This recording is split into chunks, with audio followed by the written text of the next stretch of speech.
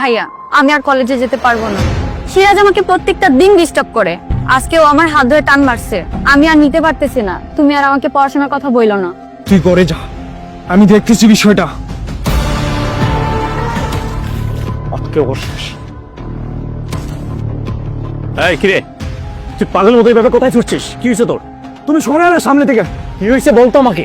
আজকে সিরাজের কল্লা ফালাই দেবো আমি ভাই। কেন, কি করেছে সিরাজ? সিরাজের এত বড় সাহস, ও আমার বোনকে রাস্তা পারে ডিস্টার্ব করে। আমার বোন পড়াশোনা ছেড়ে দিচ্ছে ওর জন্য, আজকে ওর আমি কল্লা ফেলে দেবো। দেখ ভাই, মাথা ঠান্ডা কর, এটা আমার কাছে দে। তুমি জানো না কে আমি তোমার মতো কাগজ না। এটা থামা বলছি, বলছি।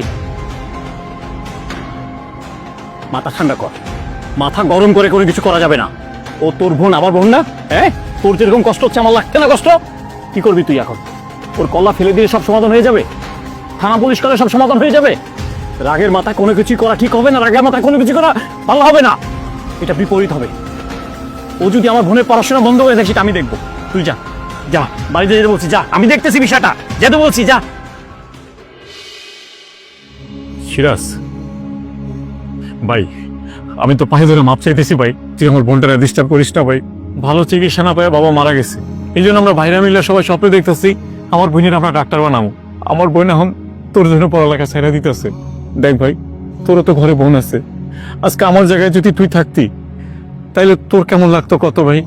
ভাই তোর কাছে আমি হাত জোড়ে অনুরোধ করতেছি ভাই, আমার বোনটারে ডিস্টার্ব করিস না ভাই। ভাই আপনি এইভাবে বলছেন কেন? আপনার বোনকে আমি ডিস্টার্ব করলাম, ইফটিজিং করলাম, আপনি আমার কাটবেন, মারবেন, আপনি আমার নামে মামলা দেবেন, আর আপনি তা না করে আপনি আমার পায়ে ধরে মাপ চাইতেছেন। আজকে আমি যদি তোর নামে মামলা করতাম বা তোরে এসে মারতাম, তাতে কি সমাধান হইতো? তোর বাপ একজন ভালো মানুষ, তুই শিক্ষিত ছেলে, আমার বিশ্বাস যে তোরে যদি আমি বুঝিয়ে বলি তুই বুঝবি।